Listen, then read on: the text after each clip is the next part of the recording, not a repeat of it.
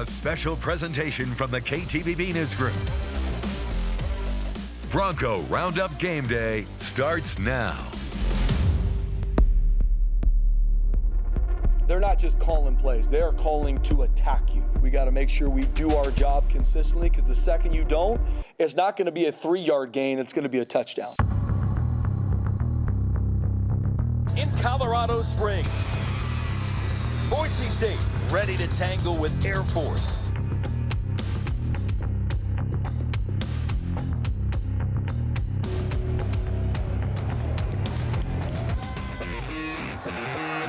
Riley again. Dives his way into the end zone. Touchdown, Broncos.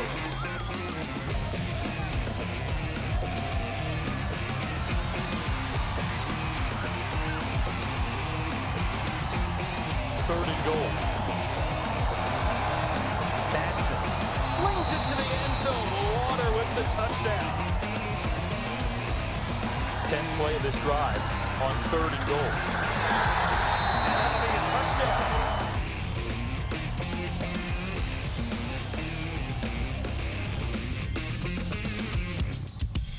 To the outside. That's Riley in space as a receiver.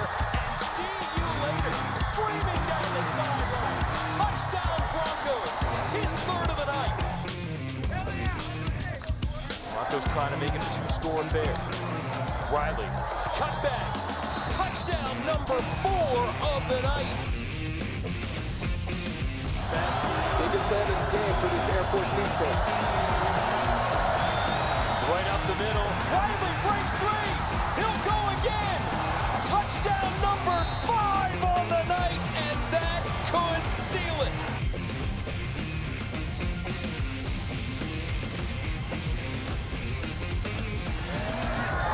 Interception. Zarka picked off.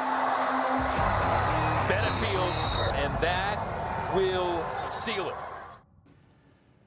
It was an offensive slugfest in Colorado Springs. The Boise State Broncos outlasted the Falcons to go 1-0 in Mountain West play behind an emerging new star in the backfield. Welcome inside KTVB studios for the Bronco Roundup Game Day show. I'm Jordan Smith. Austin Parr alongside me here. And Austin, that was an impressive physical win against a good Falcons team. But the Broncos now turning their attention to defending the blue. Yeah, hey, the band's back in town, by the way. That's we were right. on the road last week. Welcome back. How you doing? Great. Not well rested, but I feel awesome being back home. Hey, part of the gig. We got to keep rolling, right? That's right. Dylan Riley was flying high in Colorado Springs. 5 rushing touchdowns. 5. Not 4, but 5 of those. 5 rushing touchdowns in case you missed it. 255 total yards. That altitude, hey, didn't bother him that much. He didn't need an oxygen mask. Feels like he thrived on that, yeah. Yeah, he built off of it. The Broncos racked up 500 yards of total offense for the 2nd game in a row. But the Broncos are now turning their attention to defending the blue. Appalachian State, they are making the 2,200-mile journey from Boone, North Carolina to try and upend the Broncos at home in just their 2nd ever matchup against each other. This is a matchup between 2 of the premier group of 5 programs in the country. App State is a team most Broncos fans likely aren't very familiar with, but they're cut from a similar cloth as the Broncos. These 2 teams are the only group of 5 teams ranked in the top 20 of all-time win percentage as FBS programs. The Broncos are ranked first at 76.7%. The Mountaineers are 20th. They've won 60% of their games since becoming an FBS team in 2014. And both teams are no strangers to putting points on the board. Since 2000, Boise State has averaged 37.9 points per game. That's a lot. App State, on the other hand, 34 points per game. It likely won't be a defensive slugfest Saturday night, but this is a Mountaineer team that can trip up the Broncos if they're not careful. They're going to give you tempo, shift, motion, formation adjustments, 11, a lot of 12 too. Like, they've got a talented roster that is going to attack you offensively. And we know with a bye week, they're going to have everything for us to defend defensively. And we got to be ready for that, and we got to play really, really hard. So the Broncos defense is going to get ready for a lot of different looks, a lot of different formations, a lot of confusion from the offensive lines and motions. Where have we seen that before? It feels like that's just a page out of Boise State's offensive playbook, right? Yeah, absolutely. I mean, that's the goal, right? You want to do certain things to confuse the defense, which could lead to plays in that game script down the field.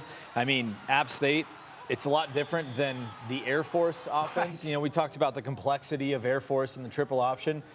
App State, they really just want to attack you over the air. Well, and what you were just seeing there on your screen there, this is kind of the similarity when you say cut from the same cloth. I mean, these are teams that are no strangers to upsets. Boise State, of course, the famous game against Oklahoma. You saw that game against Virginia Tech. App State, not really different. They really broke onto the scene in that famous game against Michigan in 2007, Austin. One game I specifically remember. This was one of the most infamous blocked kicks probably almost ever in college football history. Goosebumps. I mean, that is what put them on the map. I remember where I was watching that game. I wasn't very old yet. I was pretty young, but still one of the more infamous upsets in college football history. And that's kind of like, hey, who's App State?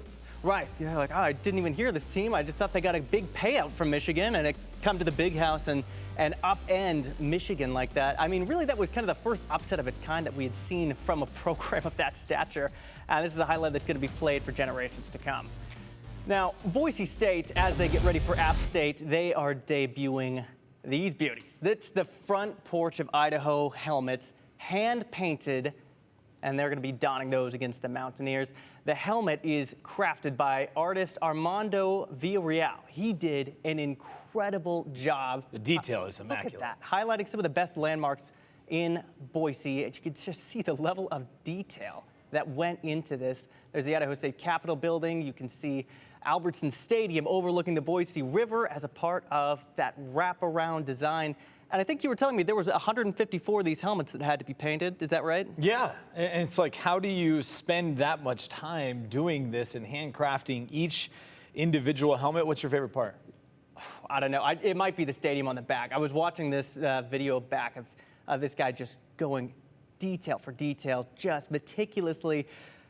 I think that's called airbrushing these helmets, and just unbelievable to see the amount of skill that goes into it. I feel like that stadium design on the back part, that's kind of my favorite part. Yeah, I mean, the Bronco with the 208 logo, I think that's sweet. a special touch that not many people will get a chance to see, but it's got to be the Bronco. The Bronco itself has so much design in it. It takes up an entire side of that helmet.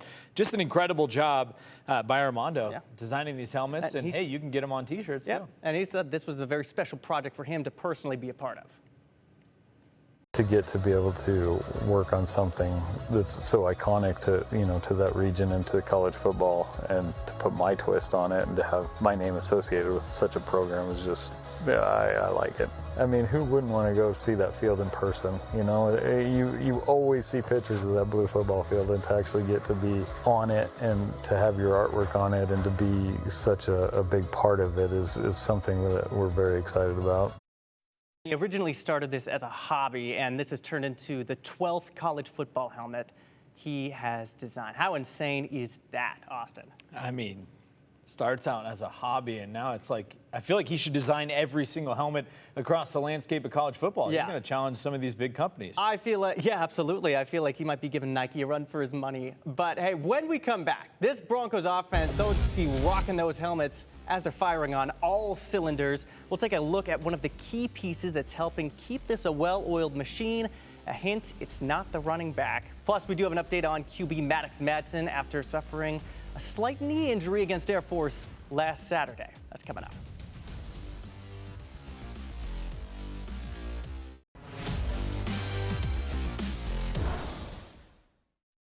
I mean, talk about just an absolute warrior. That's who he is. I mean, wrapped his leg up, found a way to play this game because he's a tough competitor and he loves his team. It ain't about what's best for Maddox. It's about what's best for the team, and that showed.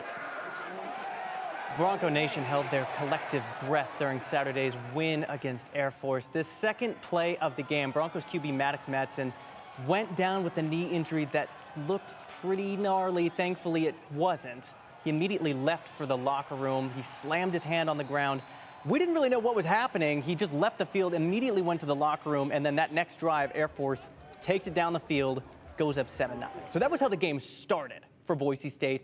But then you look back and you think about how that game started against USF when they first got punched in the mouth and that team kind of rolled over. That wasn't what happened against Air Force. No, I mean, Max came in and filled that spot for this offense, came up with some big-time plays, especially that third down. You know, Danielson said, hey, championship teams know how to respond to adversity. They didn't do it in week 1, but this week they showed what this team is made of. They go down and score a touchdown. The offense looks solid, and then Mad Max, he comes right back in. He comes storming back. Storming back. He had that brace. Happy. He had that brace under his socks, and that was, I mean, you talk about the growth that Spencer Danielson is just preaching on, getting better week to week, and I feel like this is that example of, hey, we can get punched in the mouth, especially by a team that's kind of had our number for the better part of our time in the Mountain West, and respond. First Mountain West game of the season, QB goes down, you said it, next man up. The team didn't panic, they knew it would be a battle. And Cuthbert did a great job leading these guys down the field. And then there's Dylan Riley getting his night started, punching it into the end zone. Maddox has been battling a little bit of a limp. You can kind of see it as he's practiced throughout this week. But Coach Danielson says he expects number 4 to be ready to go Saturday night. He's a tough son of a gun, man. Like, I'm just proud of how he's been able to prep, go through his process, and he did a good job today. So he's going to be ready to roll. The Boise State offense has sprung to life, clearly. You could say that. The past 2 games, and it starts with Max, obviously, or Maddox, excuse me. More than 500 yards of offense against both Eastern and Air Force. Yeah. Pretty impressive. Pretty impressive, and a huge part of what makes that offense shine is the running backs, but a lot of that effort has to be given by the tight end group. One of those guys helping the O fire on all cylinders. Feed the big guys. The big man, Matt Lauder. As Austin says, got to give the big man some love.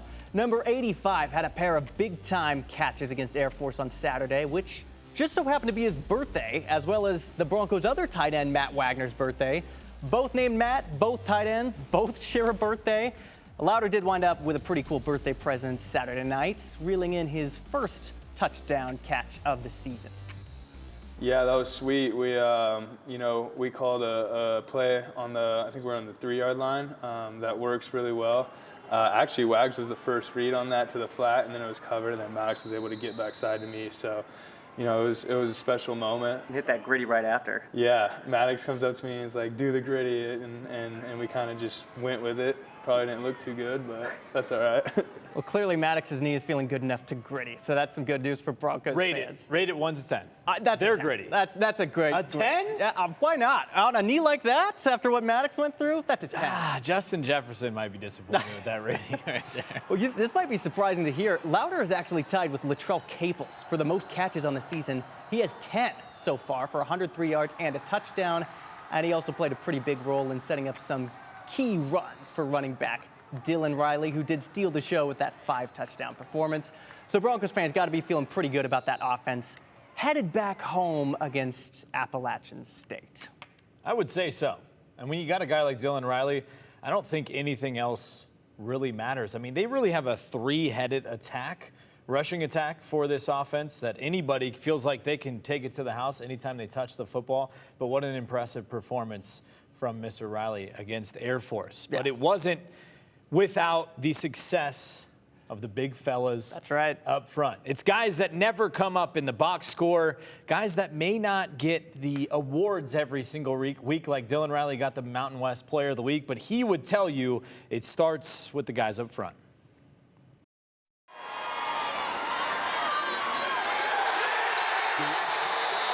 Against Air Force, the Broncos were forced into a chess match, playing assignment football and keeping the puzzle together for 4 quarters.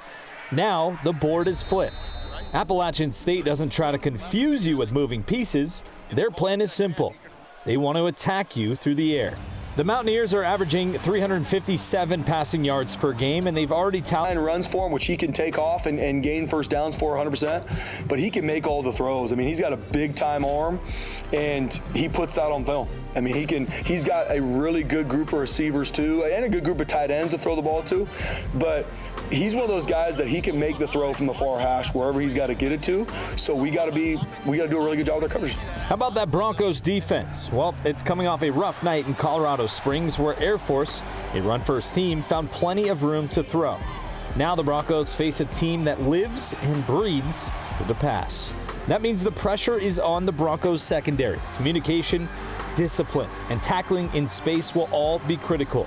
Because if you let this Mountaineer offense build momentum through the air, it can bury you in a hurry. If I'm App State and I'm watching the Boise State Broncos, I'm thinking, we're going to go feast, as they should, right? And then now it's our challenge as a defense, as an offense, as special teams. We got to make sure we're ready. And that's the reality of college football. That's what you love about this game is come Saturday night, it ain't going to be, well, what about this? What about this? We have to go line up and play against one of the best passing offenses and honestly, total yards, one of the best offenses in the nation. Last week's puzzle has been replaced with a new problem, and this one may be even tougher to solve. From the chessboard to the Saturday, the Broncos are ready to ground the Mountaineers' high-powered passing game. So I jumped the gun a bit. I got really excited about the Broncos offense, wanted to talk about the offensive line, give credit for that night that Dylan Riley had, but, you know, we got to show you the App State offense first. So, high passing attack, big-time air raid passing attack for Appalachian State. How will the Broncos handle it? Yeah, I mean, say what you will about this Broncos secondary. They did get tested against Air Force. They're going to get an even bigger one Saturday night. But one thing is for sure, if a receiver does come down with a catch, they're going to feel the hard-hitting free safety, Ty Benefield, who is going to kind of make them wish they hadn't. It's been said that football isn't a contact sport, but a collision sport. Dumped down by Benefield. Broncos safety Ty Benefield embraces that ideology. He's always flying around. I always expect that, a couple of those a game from him. So, yeah, I just love sharing the field with him. Despite the Broncos defense giving up 37 points against the Air Force Falcons, number 0 took 0 prisoners that night. Pitch to the outside and a big stick. Benefield lowers the boom on Cade Frew. The 6'2", 204-pound sophomore doesn't shy away from contact. He welcomes it. He's collected 26 tackles through 3 games this season, and this game-sealing interception against the Air Force Falcons last week. Interception. Zarka picked off Benefield, and that will seal it. The praise he receives is high and well-deserved. Ty Benefield's one of the best safeties we've ever had here. Period of story. And I tell guys all the time, I talk to NFL scouts about him, like, come watch him at practice. I mean, he is the same way during the game, he's the same way at practice. But it should be no surprise that it's Ty Benefield leading the team out of the tunnel, carrying the Dan Paul hammer, the hard-hitting safety. Looking for some new victims Saturday night on the Blue, Austin. A guy that deserves it. Yeah. Hard hitting, like you said. I mean, that one hit, you know, Yeah, even the entire hurt. Air Force crowd was like, okay, it's crazy he's getting up right now. Because, yeah, that guy is flying all around the field all night long. Ty Benefield, the real deal. Hey, if you want to look at more players to look out for, be sure to check out our Game Day guide on KTVB.com. You can text BSU to the number on your screen. That's 208-321-5614. We'll send a link to that guide directly to your phone where you can find all that information and more. Shout out to Carson putting that together. Absolutely. Well, and Boise State, they haven't played App State in about 21 years. It's been a minute. And we dug up the archived footage from that playoff game. That was back in the Division I AA era. We also found a few star players from that era as well. So when we come back, a sit-down interview with former Broncos QB Tony Hildy and one of his favorite weapons, Ryan Akibi.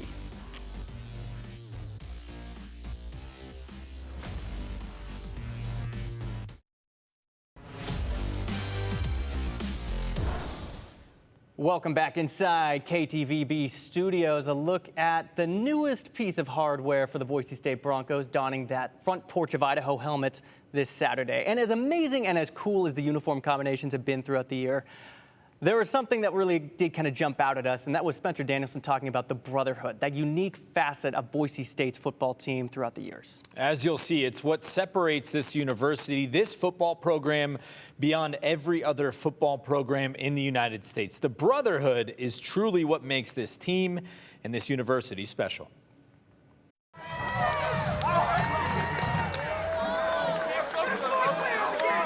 At Boise State, there's something special inside this program.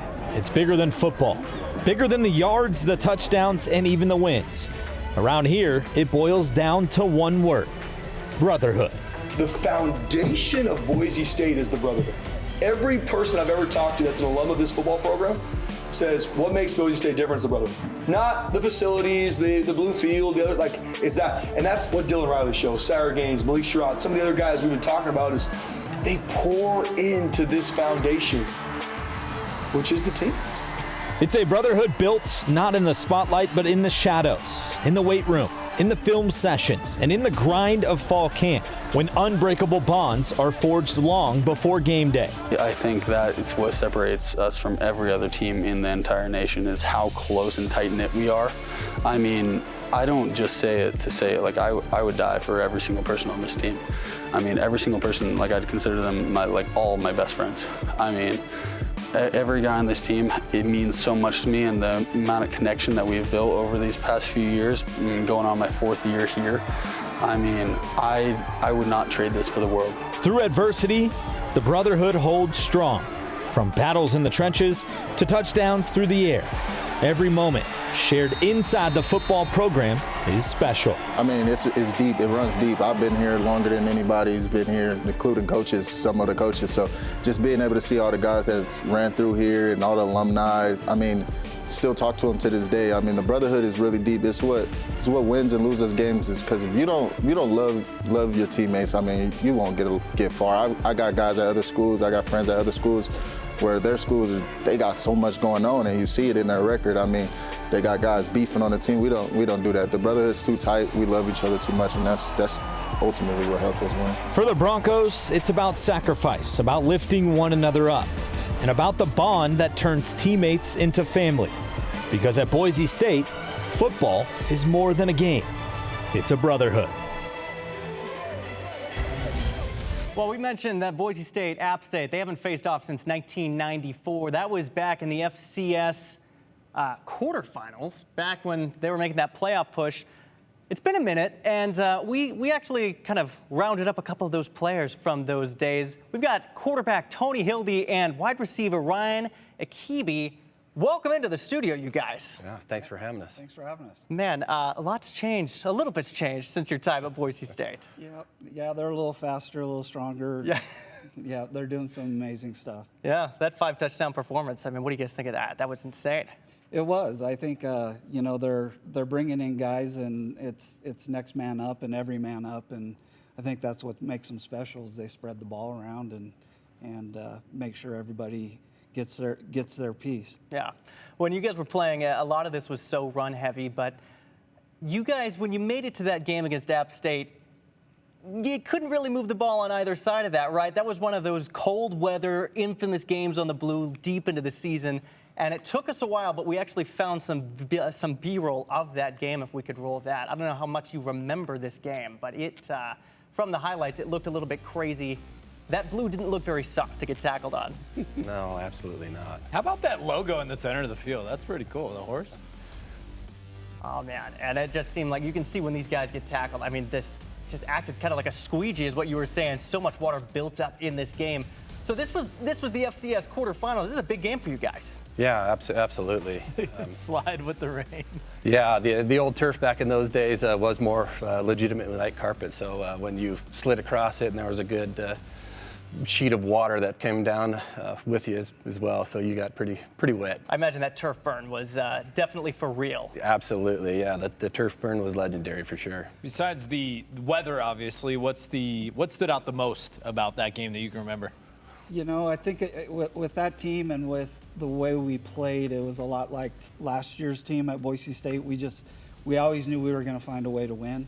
That probably was the worst first half I've ever played in a football game, but in the end we did enough to keep moving and find wins, and I think there was a great clip about brotherhood. We had such a brotherhood that, you know, it didn't really matter who was stepping up or who had a big game. We knew we were going to find a way to win. Yeah, I mean, you talk about that brotherhood. I mean, Tony and I were talking about, Ryan and I were talking, about just how you guys still get together seems like every year for some sort of reunion, some sort of anniversary. I mean, so many of you guys stayed in town and are still very tight-knit. Yeah, absolutely. Most of everybody stayed in town almost. So we keep in touch, and obviously social media, things like that help out with that as well. But, it's still there. It's like when we get together now, it's like nothing's really changed. So yeah. It's amazing. 20 plus years, changes happen all the time. But, just how would you describe the university then, where it is now, and just how much it's grown over the years? I think the foundation of what we've done at Boise State hasn't changed. The equation hasn't changed. Ryan can attest to this, that we had the stadium and what it was going to look like in 20 years when we were there. The goal and the mission was set that we were going to be a top 20 program, and that we were going to change the stadium, and we were going to do special things here. And unfortunately, Pokey got sick, but I really truly believe he was the architect of the equation that Boise State's still using now. Yeah, I mean, you take those fundamental years and you see what was built off of that, because from the FCS, or Division I AA as we called it back then, they grew into the Big West and then ultimately to the WAC, into the team that they are today, which is just this hard-hitting Mountain West team that's ready to take on anybody. It's unbelievable to see. Just this tiny team from Boise grew into this powerhouse in football. Yeah, absolutely. I think our senior year, the freshman class coming in is the one that people say built it, with Bart Hendricks and Shenard Hartz and that group. But those were Pokey's guys, and they were all guys that were overlooked, or had a chip on their shoulder, or were going to develop into NFL-type players. May take 3 years, but they were all guys. Brian Johnson's another one. I mean, just the equation of what we did at Boise State was bring in guys that have a chip on their shoulder, want to prove everybody wrong. And, like Ryan, we had 1 or 2 deep passes every game we were going to connect on. That was our equation. We knew we were going to do it. We were going to go deep, and that's what we did. You guys obviously responded to adversity well in a weather game like that. This team has responded to adversity since that Week 1 victory over USF. What do you like from the team from Week 1 until now that they play App State this weekend? Yeah, I think it's just that response, right? Getting together, we talked about the brotherhood, right? That's when you circle the wagons when things go wrong, right? So how do you respond to that adversity? And, I think it's in the Boise State players' DNA, right? So that's what we do. We kind of regroup, regather, and go back and just play. I want to real quick, before we can wrap up here, playing App State, a team that's all the way on the other side of the coast. What was this film preparation like for that game? I mean, how do you guys even prepare for a team like that brought the option to the blue? Yeah, I mean, we always prepared. I mean, we watched film constantly. We had our meeting rooms. We were in there. We had scouting reports on everyone, so much the same as they are doing right now, I would imagine. So, score predictions? I think it's going to be big. I think what we're going to do tomorrow is I think we're going to spread the field downfield a little bit more. We're going to get the outside guys a little bit more involved, and I think it's going to be a big day offensively for us. And I think we're going to have a few picks too, which we desperately need. So you're saying a couple touchdowns, three touchdowns? I'm saying we're going to put up 50. All right, some fireworks tomorrow. I'm excited for it. Yep. Well, thank you guys so much for being here. We got to wrap and send this to break. We'll be right back in just a couple of minutes.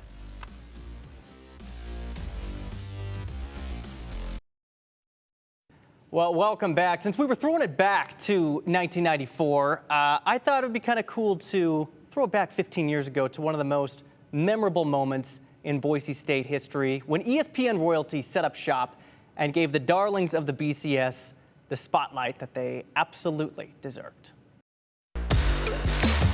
Bronco Roundup Rewind, sponsored by your local Toyota dealers.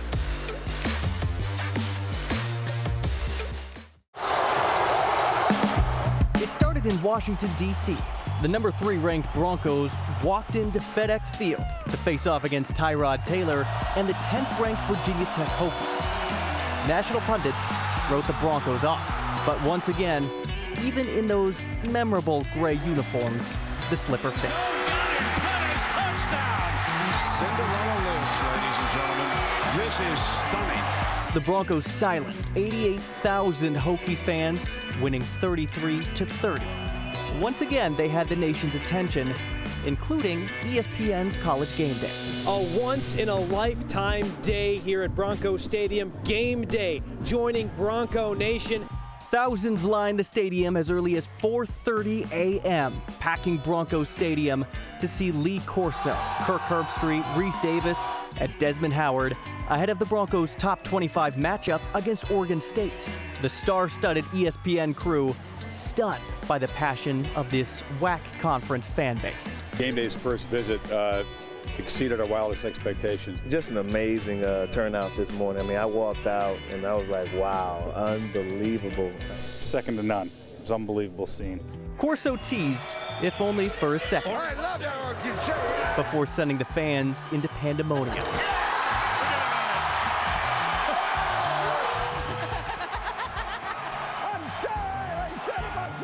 Hours later, the Broncos walked the walk. Flip it to him, and he's going to throw on the end around. Touchdown! And there is the trickeration. Boise State toppled Oregon State 37-24 before a sold-out crowd and a national audience. The national pundits finally wavered. The Blue and this team, no longer just a gimmick. Man, those were some pretty good times back in the day, Austin. Unbelievable times for this university, for this program, something that they will remember forever. Hey, one of the reasons why that team was successful, we teased to it earlier, at least I did, the offensive line. The battle of the trenches, that's where the success all starts. And Boise State has got one of the top offensive lines in the country.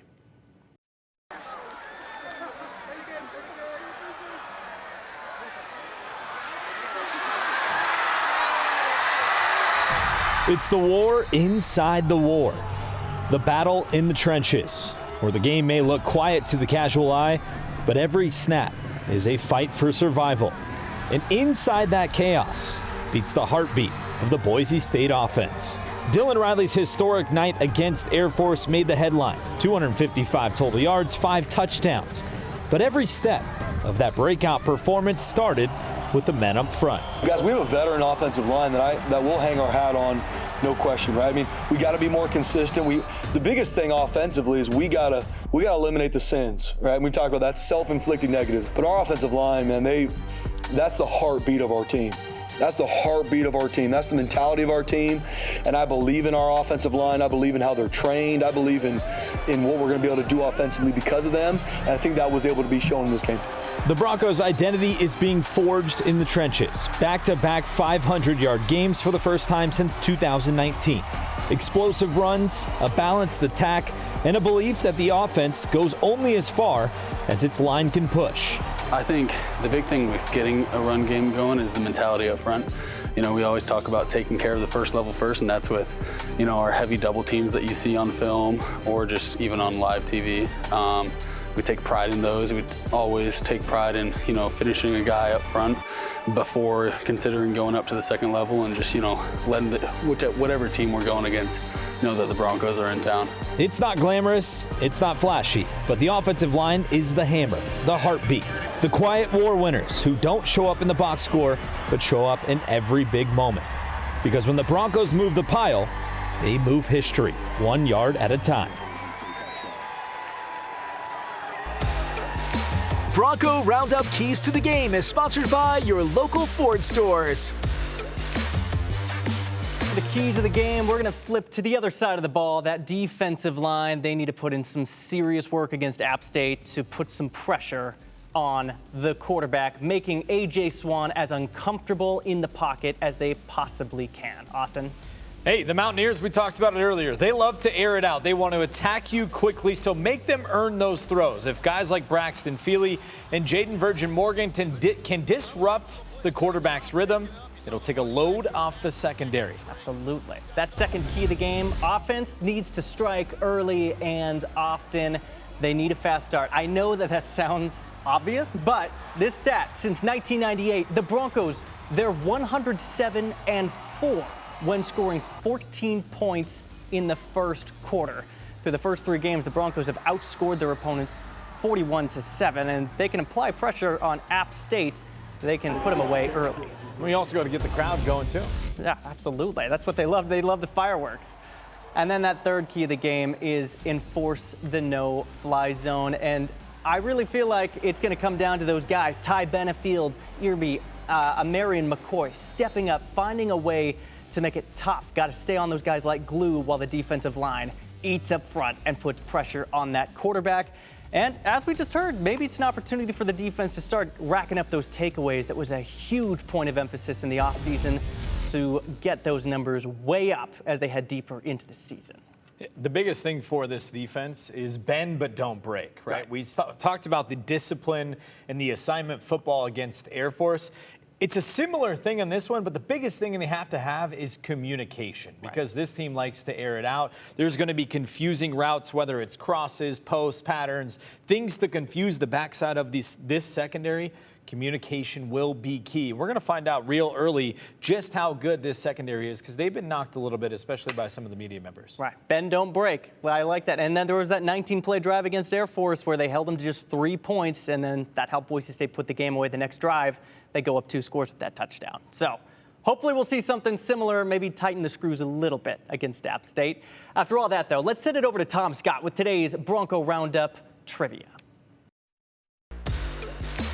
Bronco Roundup Bronco Trivia is sponsored by Nampa Floors and Interiors.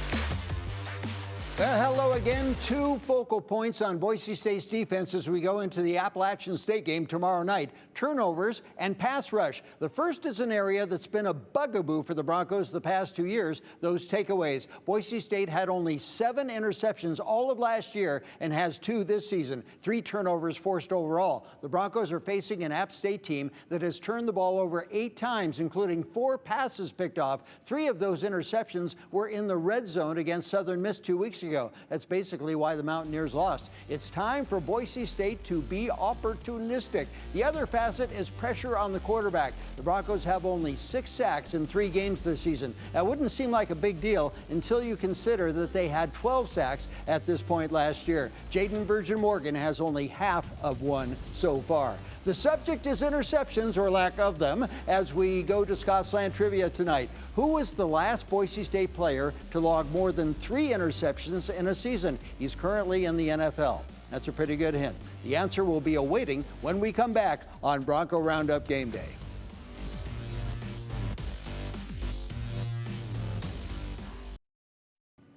Welcome back to Bronco Roundup Game Day. Here is your answer to Scott Slant Trivia. J.L. Skinner, now a Denver Bronco, is the last Boise State player with more than 3 interceptions in a season. He had 4 in 2022, 2 of them in a pivotal win at Wyoming, if you recall. Ty Benefield led the Broncos last year with only 2. Marion McCoy had 3 in 2023. Same for Tyreek LeBeuf in 2021. Hey Bronco fans, time to show your true colors. Snap a photo showing your team spirit for a chance to win a big screen smart TV. To enter, just text FAN to 208-321-5614. Game Day Traditions, sponsored by Mountain America Credit Union. Oh, thanks for sending in your game day photos. This is a great collection of photos here for Boise State gear. Look at all the Ian Johnson jerseys there. That's like a family tradition. I love that. Baby with the Broncos getting them started early, and then the orange out. We love it. I don't know. I feel like I'm more impartial to the orange, Austin. I don't know about you. What's your favorite uniform combo that you would rock? I would rock the blackouts. They introduced that years ago. It was all black top, black jersey, black pants, but I kind of feel like I'm growing very impartial to this new helmet that they're debuting tomorrow, the Front Porch of Idaho. I just can't stop looking at this thing. It's the Bronco for me. It's got to be the Bronco. I'm going to keep talking about the Bronco. We'll talk about it the rest of the season. I'm a big blue guy, so I might have to get me one of those shirts with that helmet on it. Yeah. What do you think? What's we'll cool about rock it on set? I love that. I love the idea. Front Porch of Idaho tie. There it is. The tie. Bam, Make right it happen. there. Boise State Athletics, please sell it. We'll do it. We'll buy it. What's cool about that is Armando Villarreal, the artist behind that, he said that he designed that Bronco based off of this old Mustang that he refinished. I think it was for his dad, but it was that same similar design, and Boise State loved it. And they said, all right, That's the logo that's going on there. You know what it looks like? Yeah. It looks like the Bronco from the center of the field, 1994. It kind of does, yeah. The last time they played Appalachian State. Dipping back into that history. Man, it just goes so deep. I can't believe it. Well, hey, we got to take a second to stop talking about football for a second to the hard top. Exciting news for the Broncos basketball team. They hired Kobe Carl as the assistant to the head coach. Carl is a former Bronco himself. He's returning to his alma mater with 10 years of coaching experience. He was an assistant coach with the 76ers for 2 years and then spent 6 years as a head coach in the NBA G League. He's going to dedicate most of his time to player personnel and pro relations, getting those set up early on. And during his time at Boise State, you might remember, he became the program's third all-time leading scorer. He ranks top 5 in assists. He's now ranked 6th all-time points scored in that category, but still a very impressive hire for Boise State basketball, looking to turn that corner and make a deeper run into March Madness. That's super exciting. Heard nothing but great things so far. Everybody's super happy with that hire for the basketball team. Hey, basketball right around the corner. They open with an exhibition against Idaho. You better believe we'll be at that game. Yeah, courtside. It's going to be awesome. But that's not the only thing that's making headlines. Boise State, it's home to 18 Division I athletic programs, and you might be surprised to learn one of the more successful teams earned its winning reputation on the sand. Boise State's beach volleyball program, one of the youngest and competitive programs at the school, is entering a bold new chapter, accepting an invitation to join the Big 12 Conference. They're like, oh, what sport do you play? I'm like, beach volleyball. And they're like, oh, I didn't know that we have a beach volleyball team. I'm like, yeah, we're one of the best in the nation. We made it to the NCAA tournament. Like, that's crazy. You don't know that. That's right. Boise State does, in fact, have a beach volleyball program, and they're no stranger to winning. They first came onto the scene 12 years ago, a time where the program was sharing staff and players with Boise State's indoor volleyball squad. But they've been on a meteoric rise ever since. The reigning Southland Conference champions are fresh off their 4th consecutive 20-win season. In fact, they haven't lost a home match since 2021. Winners of 20 consecutive home contests. That's a longer streak than the football team has on the blue. When we joined the Southland, it was the perfect fit. We were competing every year. We came out on top this past season, and I think we need a bigger stage to showcase what we're doing here. Because, like the football team, the conference affiliation has handcuffed the Broncos and their expectations of being able to compete for a national championship. You know, as a Southland member, the reality was our strength of schedule was not up to par, and we could have had a flawless non-conference schedule, but if we didn't win that conference tournament with how we've done it, we weren't going to the show. And so now, not only do we have a gauntlet of a conference schedule, but we're packing the other weekends as tough as we can so that we're vying for the conference championship. If that doesn't work out, we've got grounds to make an at-large case. They've been fighting for the spotlight, and they've earned it, accepting an invitation to the Big 12, slated to begin spring of 2026. Such exciting news for those and for that team and for that program, because, you know, it's the story of Boise State athletics is we're just not big enough. Our conference just isn't good enough, so we can't contend with these bigger schools. They played a lot of these Big 12 schools last season, and they were able to hold their own. So it's going to be super exciting to see how they do in the spring. Yeah, Jeremiah Dickey said he's most proud of just the balance of skill across all of athletics at Boise State. Beach volleyball making a big-time jump. Any good, beach volleyball? Yeah. I think that's the most fun volleyball. I think so, too, and it's the sport I just happen to be the worst at as well. The 5'9" frame doesn't do too well on that. But so you're not going to be the spike? No, spiker? I think that's someone for like a 6'4" frame like yourself. I feel like that's not 6'4". Stay with us here. We've got our score predictions. I'll set you up. Yes, please do that. Score predictions coming up here in just a couple of minutes.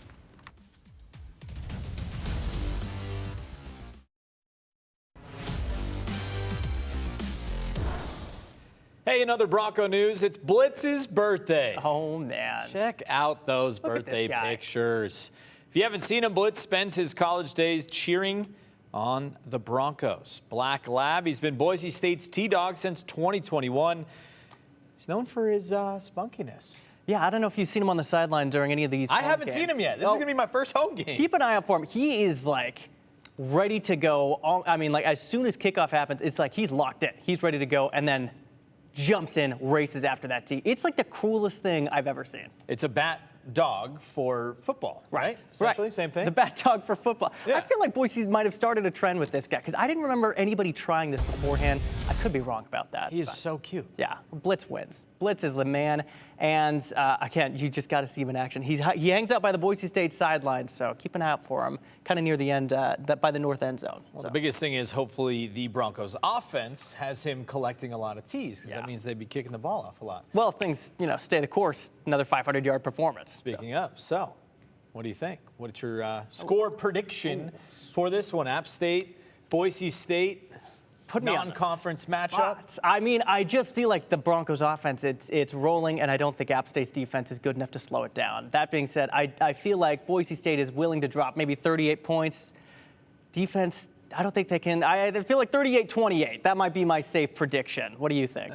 You went safe last week. I know. You got to be bold. But I was right. Remember last week I think it was like 42-30, something like that. 49-37. That's what the score. Yeah, well, that's not what I guessed. I guessed something close to that. But yes, what do you think? I'm just going to go quickly here. We'll go 44-24. The defense dominates in the second half. Offense fires on all cylinders quickly. Boom, Boise State gets the victory. You think they put it away early? Yes, all right, absolutely. I'm hoping so too. That'd be great for all of us. Tomorrow's game against App State kicks off 5:30. An hour before kickoff, we'll be on the field and live from the Blue with the latest on injuries, on-field warm-ups, sideline interviews. It's going to be awesome, including the person who designed this helmet. You won't want to miss it. You can watch it on KTVB Plus. You can download that for free on your TV. And if you want to look at more players or look out for some deep dive into the stats, be sure to download our Game Day guide. You text BSU. That's right. To the number on your screen, 208-321-5614. We'll send a link to the Game Day guide to your phone where you can find all that information and more.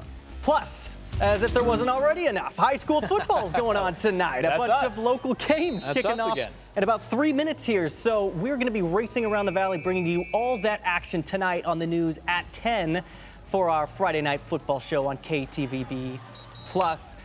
Did we get it all? I think we got it all. Don't forget, we got top plays. Once again, coming in hot. We got a brand new sparkly graphic for that one. Friday Night Football graphic. Absolutely. See if Quincy Clay can make it a three-peat. That would be pretty impressive. And that being said, if you have a play that we didn't get to, send it to us. Send it to us, please. Jay Smith, KTVB.com. Parr, KTVB.com. We'll see you tonight for the news at 10.